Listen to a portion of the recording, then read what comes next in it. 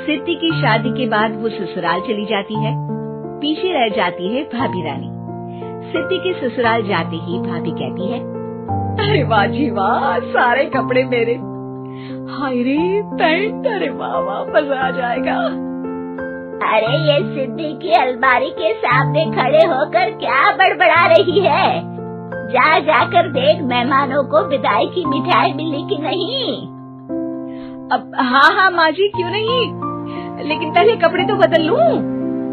अब रानी आ जाती है सिद्धि के उन कपड़ों में जो वो ससुराल जाने से पहले घर छोड़ जाती है।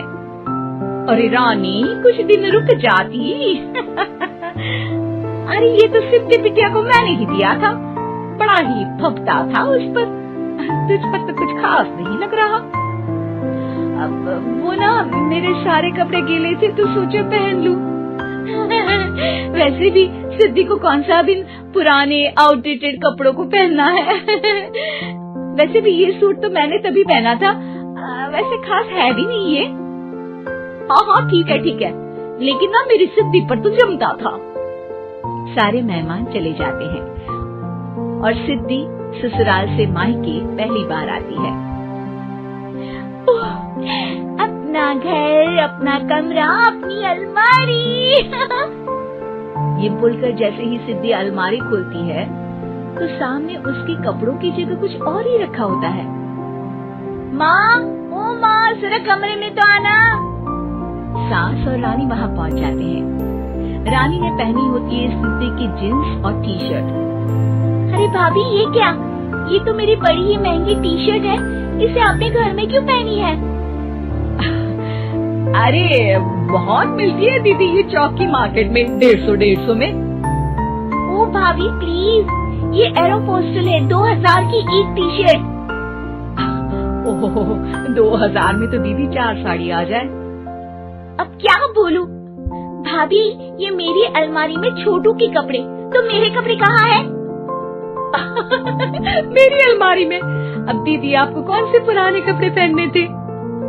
माना भाभी, लेकिन मैं जब घर आती तो यही सब पहनती ना। अरे तुम तो बड़ी कंजूस हो दीदी।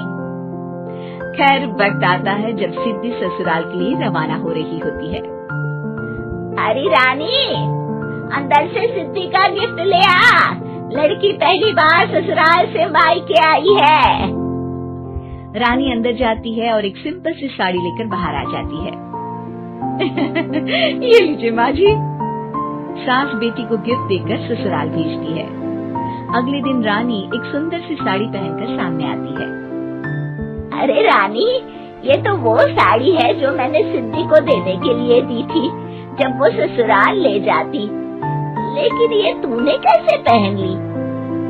अरे माँ जी, ये साड़ी तो मुझे बहुत पहले से ही पसंद थी, लेकिन चिंता न करिए, मैंने सिद्धि के लिए भी अच्छी सी साड़ी दी है। हाँ। तभी सिद्धि का फोन आता है। क्या माँ, कुछ अच्छा तो दिया होता ससुराल ले जाने के लिए। अरे पहले दिखा दिया होता। यूँ चमकते हुए पैकेट में नौकरानी वाली साड़ी मत दिया करो माँ। अरे बेटे, वो तेरी भाभी ने ना गलती से उससे पैकेट बदल गया। हाँ, मैं कल ही तेरे भाई के हाथ से तेरा वाला पैकेट भेज दूंगी। अरे रहने दो माँ, आई एम श्योर भाभी ने अभी वही साड़ी पहनी होगी जो तुमने मेरे लिए रखी थी। तुम तो समझ नहीं पाई उनको। खैर छोड़ो, मैं ज्यादा बोलती अच्छी नहीं लगती, रहने दो। आपको उन्हीं के साथ रहना है, फिर बात करेंगे। सास को रानी पर गुस्सा आ जाता है। वो उसके कमरे में जाती है जहाँ वो शादी का एल्बम देख रही होती है। रानी, मार्केट जाकर एक ऐसी ही साड़ी लेकर आ। कल प्रतीक जाकर सिद्धि के घर दे आएगा। अरे क्यों माँ जी, कितनी साड़ी देनी है दीदी को? यहाँ कोई सेल लगी है क्या? अरे चुप कर, मेरे बेटी के हिस्से की साड़ी खुद पहन ली, अब ज्यादा ज्ञान बांट रही है। एक दिन सिद्धि का फोन आता है। माँ, मेरी सास ने आज सबको खाने पर बुलाया है। सारे लोग सिद्धि के ससुराल पहुँचते हैं। खाना खाकर वो लोग निकल रहे होते हैं कि सिद्धि की सास सभी को गिफ्ट देती है।